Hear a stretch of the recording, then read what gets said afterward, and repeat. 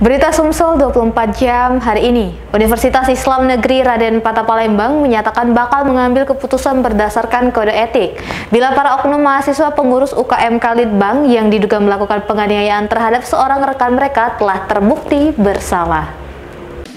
Dalam konferensi pers yang diselenggarakan di Gedung Rektorat Kampus BC Kebaring Kamis 6 Oktober 2022, Rektor UIN Raden Patah Palembang Profesor Dr. Nyayu Khadijah didampingi Wakil Rektor 1 Dr. Muhammad Adil dan Wakil Rektor 3 Dr. Hamidah serta jajaran lainnya mengatakan, untuk saat ini tim investigasi yang telah dibentuk masih melakukan penyidikan terkait kasus dugaan penganiayaan yang dilakukan puluhan oknum pengurus UKM Kalitbang terhadap anak junior mereka.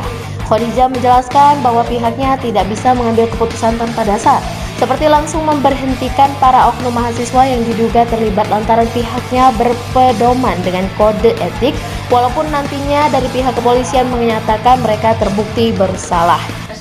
Investigasi lebih lanjut, jadi kita belum menetapkan sanksi. Saya mengatakan ini adanya pemukulan, adanya pemukulan yang dilakukan oleh beberapa mahasiswa terhadap seorang mahasiswa. Lalu tapi ternyata kita gali lagi ada motif di balik pemukulan itu tadi pengkhianatan. Kita lagi mencari di motif pengkhianatannya apa, sampai juga ada aktor-aktor di balik peristiwa ini sehingga menjadi pemicu terjadinya perselisihan dan percekcokan di dalam tubuh UKM tadi.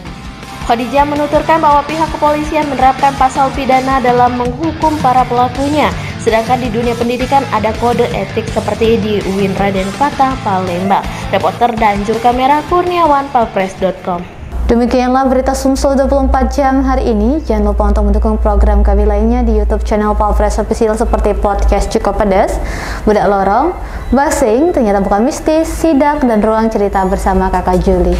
Saya Dang Sution, sampai jumpa.